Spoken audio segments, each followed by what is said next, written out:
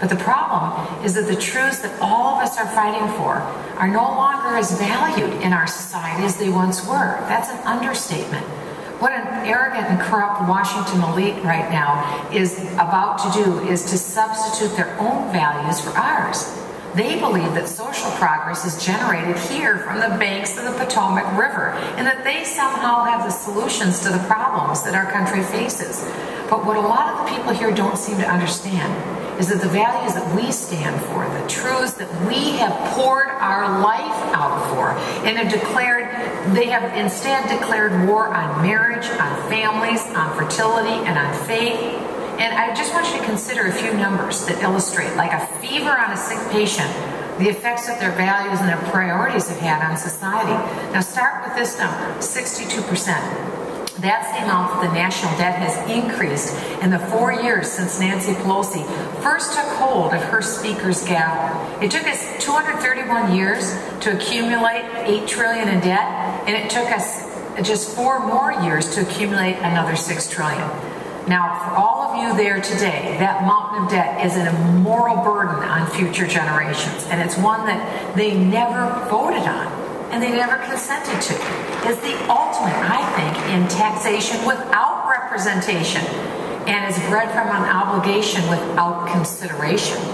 It's no exaggeration to say that starting off the next generation of families buried under debt and in financial bondage to federal bankers and foreign masters, I think is fundamentally evil for government to do.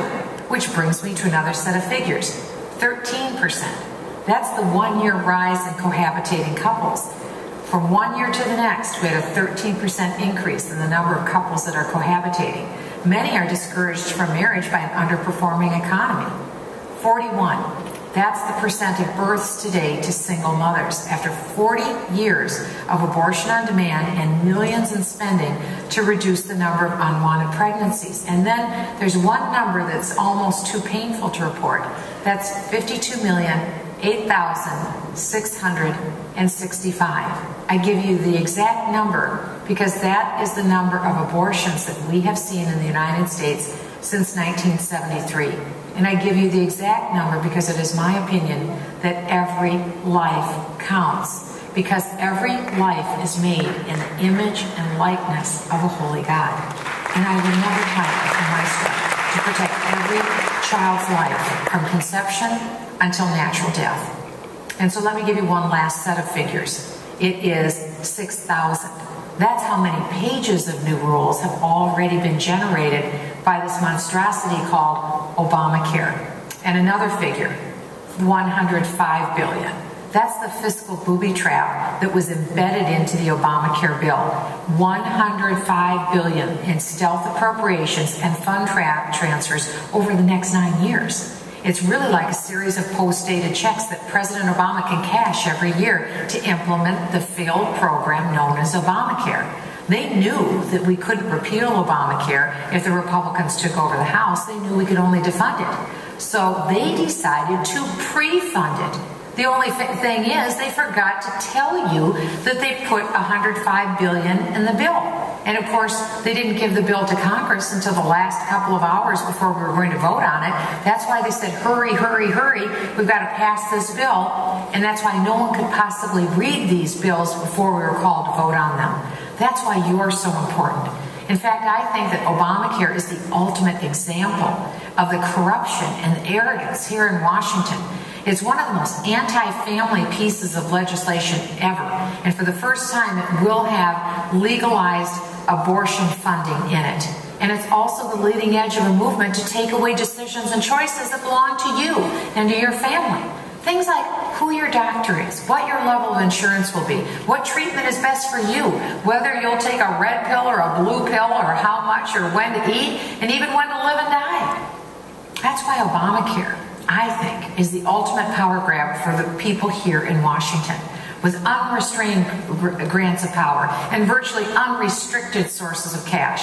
Now in Washington, if you speak out on issues like our crushing debt and hidden appropriations in Obamacare, if you take political risks, and if you pour yourself out for what's right, and if you fight the good fight for families and the unborn, Well, I'm just here to tell you, you will find yourself under a microscope and a spotlight, and a person's efforts to bring forth the truth are likely to be dismissed as maybe something just like a publicity stunt. And you're likely to read that your rhetoric can strip paint. Well, so be it. That's my opinion. And those of you who are close to the walls, watch out for falling paint, because you might want to move in a step or two, because these are the issues that are so important that we shouldn't worry about the political risk. Yes, we need to work for smaller government, and I am.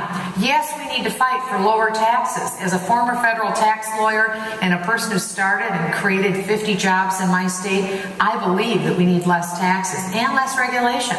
But what's really needed in Washington is a change in attitude.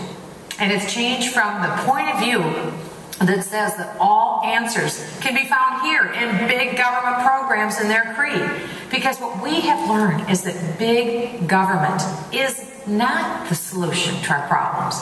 We know that the real solution is all of you that are at this conference today. Because it's our churches, it's our families, it's our schools, and most importantly, it's our courageous, unflinching imparting of the values that made this nation the indispensable nation. And that's why I have such great hope, because I know that you're not going to give up or back down. And I believe that you understand just how critical 2012 will be. I've been telling people all across the nation that we have to win the Triple Crown in 2012. Conservatives must build on their majority here in the House of Representatives, and we have to take a majority in the Senate. Preferably, we need to run our numbers up to get a 60-seat majority. But most important of all, we have to put in the White House a bold, constitutional conservative who will not back down from a fight. Someone who means what they say and says what they mean. And that's why I'm calling on you today to stand together and raise your voice and carry on this new revolution, a revolution that is a continuation of what our founding fathers gave to us.